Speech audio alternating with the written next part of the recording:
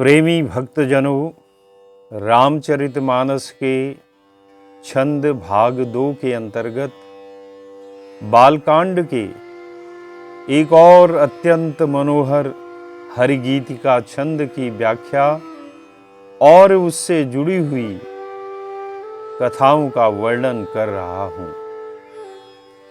एक बार तीर्थराज प्रयाग में पूरे मकर भर स्नान करके सभी मुनिगण अपने अपने आश्रमों को लौट गए, लेकिन परम ज्ञानी याज्ञवल्क्य जी को भारद्वाज जी ने चरण पकड़कर वहीं रोक लिया, क्योंकि भारद्वाज जी का आश्रम प्रयागराज में ही था। फिर भारद्वाज जी ने याज्ञवल्क्य जी के चरण कमल धोए, आश्रम पर बैठाया और पूजा करके बोले, हे नाथ, इस अज्ञानी के अज्ञान का आप नाश कीजिए। भारद्वाज जी खुद ही परम ज्ञानी हैं, लेकिन वे किस अज्ञान के नाश की बात कर रहे हैं? अज्ञान यह है कि श्री राम कौन हैं।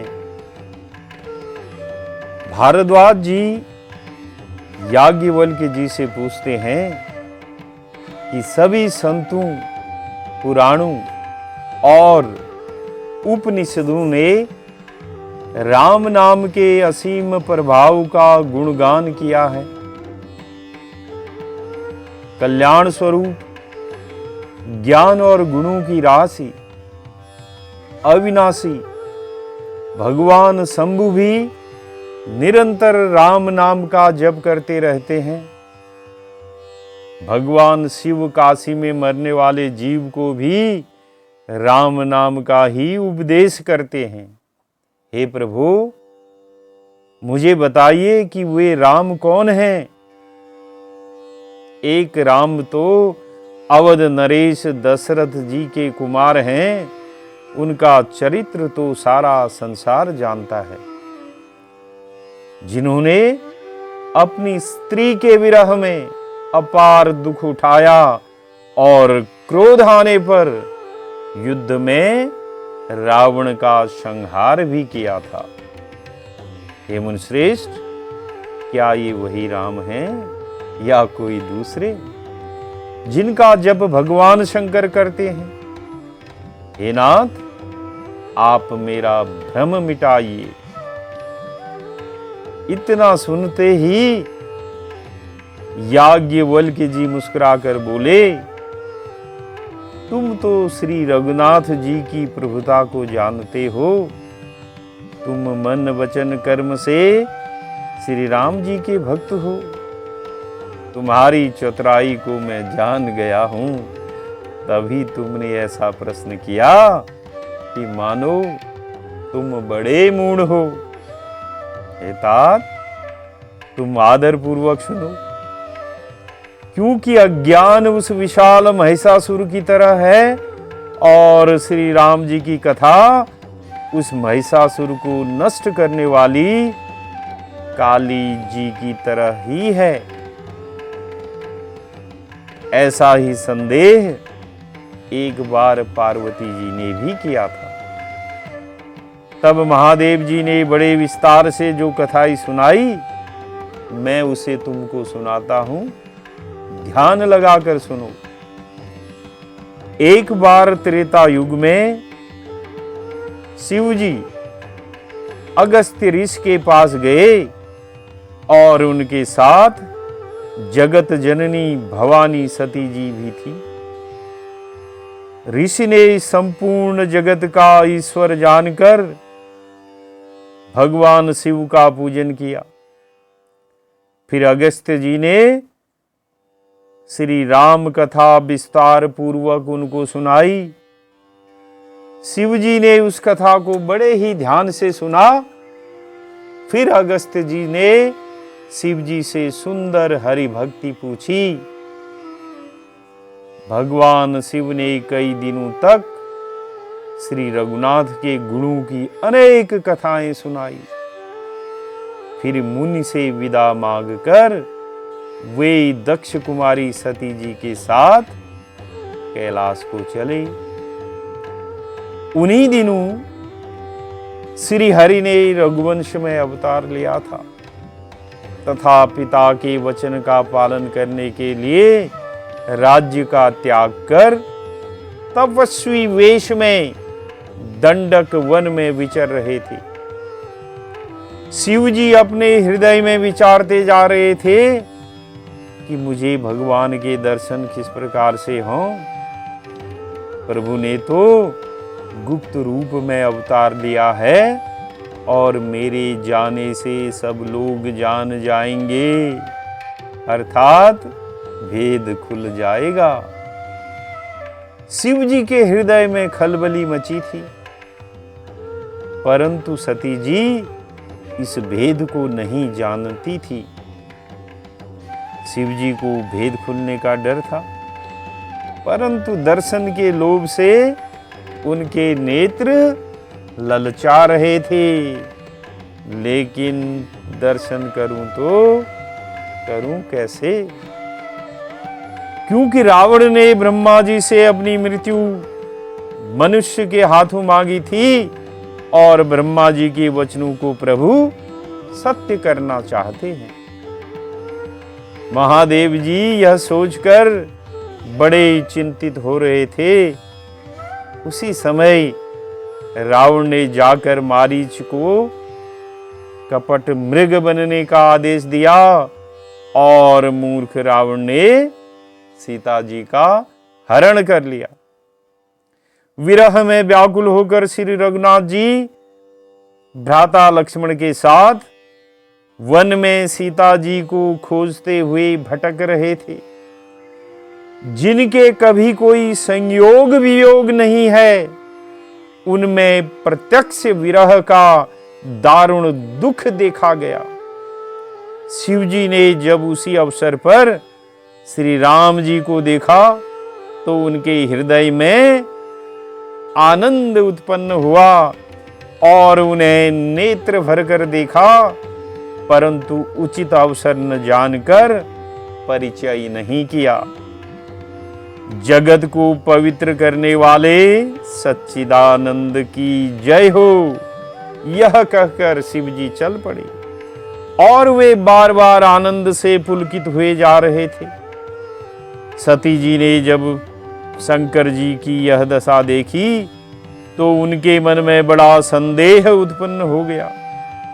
वे मन ही मन सोचने लगी कि जिन भगवान शिव जी की वंदना सारा जगत करता है, उन्होंने एक राजपुत्र को क्यों सच्चिदानंद परम धाम कहकर प्रणाम किया? ऐसा क्यों? यद्यपि सती जी ने प्रकट में कुछ नहीं कहा, पर अंतर्यामी शिव तो सब जान गए। वे बोले, हे सती सुनो, ऐसा संदेह मन में कभी न रखना। जिनकी कथा का अगस्त्य ऋषि ने गान किया और जिनकी भक्ति खुद मैंने मुनिश्रेष्ठ को सुनाई, ये वही तो मेरे इष्ट देव श्री रघुवीर जी हैं। यहाँ पर बालकांड का दूसरा अति मनोहर हरिगीत का छंद प्रस्तुत है। मुनि धीर जोगी सिद्ध संतत, बिमल मन जेहि ध्यावहि। मुनि धीर जोगी सिद्ध संतत, विमल मन जेहि ध्यावहि।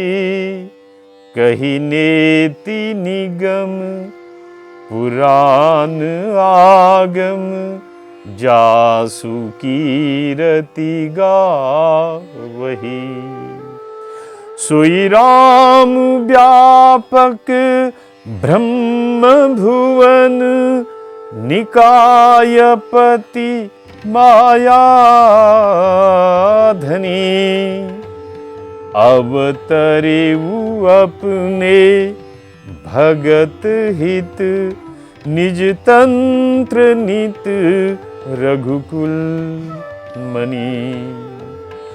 मुनि धीर जोगी सिद्ध संतत, विमल मन जेहि ध्यावहि।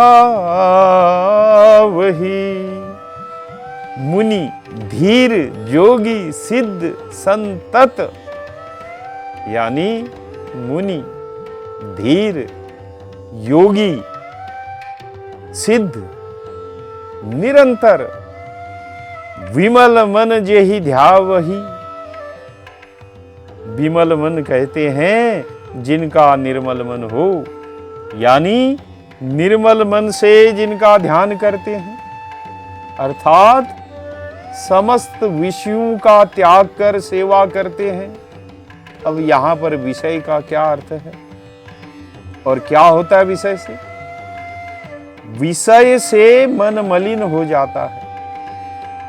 अब प्रश्न यह है कि मुनि धीर जोगी और सिद्ध के मन ही क्यों निर्मल होते हैं, औरों के मन निर्मल क्यों नहीं होते? क्या कारण है? कुछ तो बात होगी जिनसे इनका मन निर्मल होता होगा। क्योंकि मुनि सदा मनन करते हैं। धीर क्या करते हैं? मन को अपने बस में किए रखते हैं।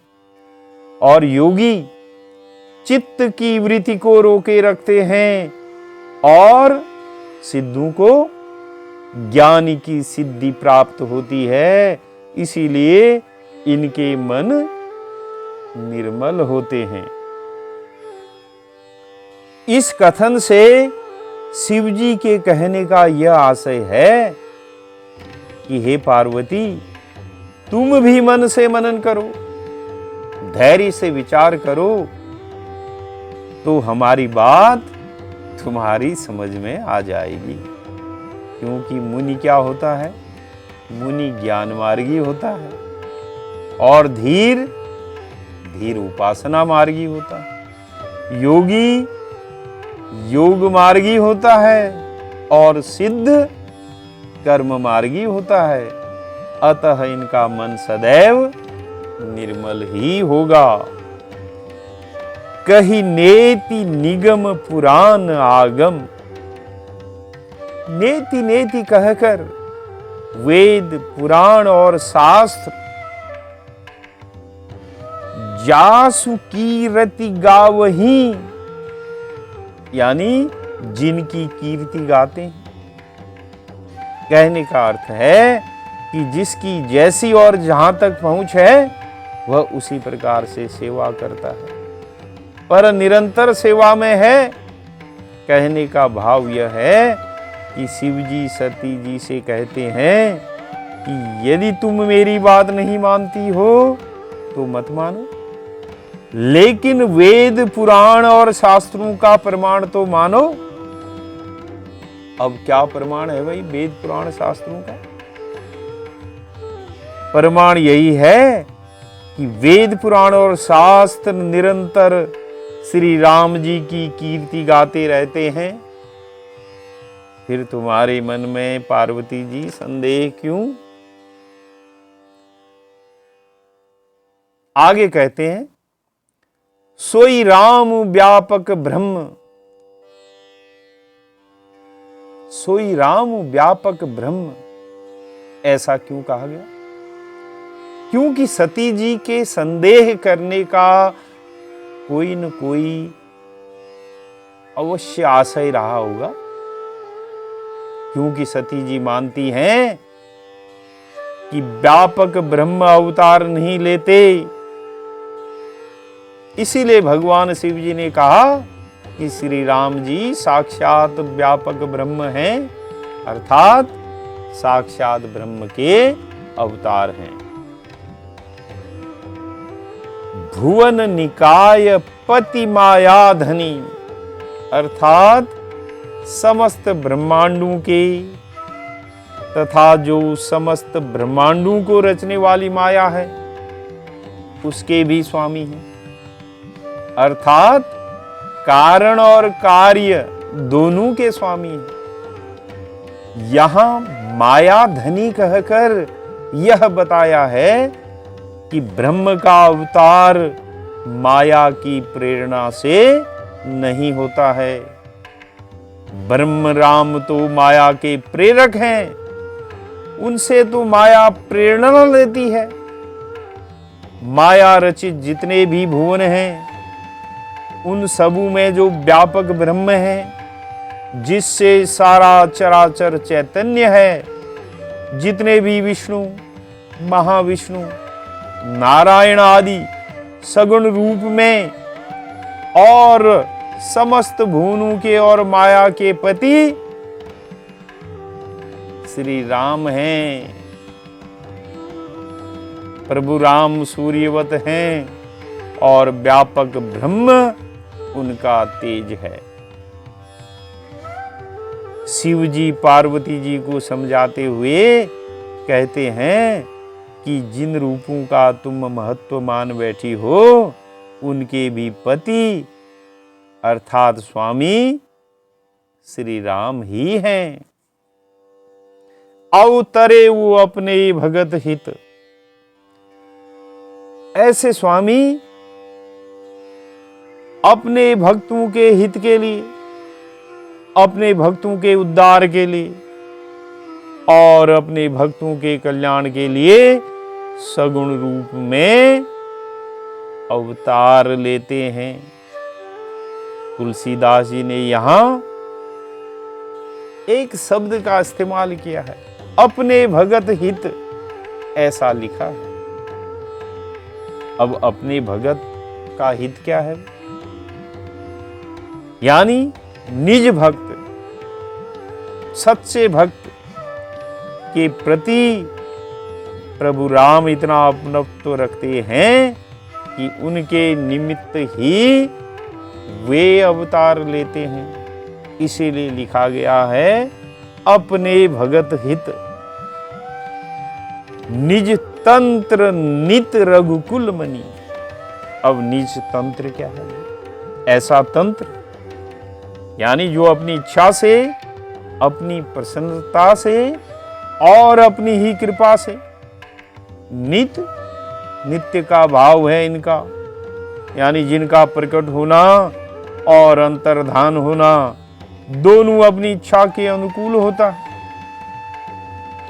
रघुकुल मणि अर्थात प्रभु श्री राम ने रघुकुल में अवतार लिया है, इसीलिए वे रघुकुल के मणि अर्थात भूषण हैं, रघुकुल के मुकुट हैं।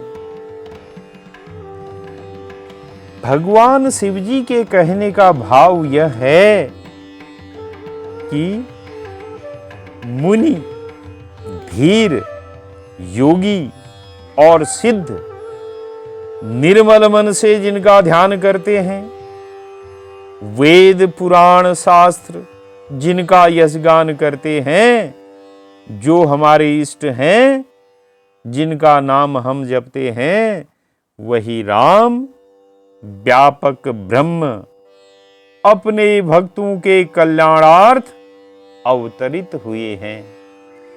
बोलिए सियावर रामचंद्र की जय।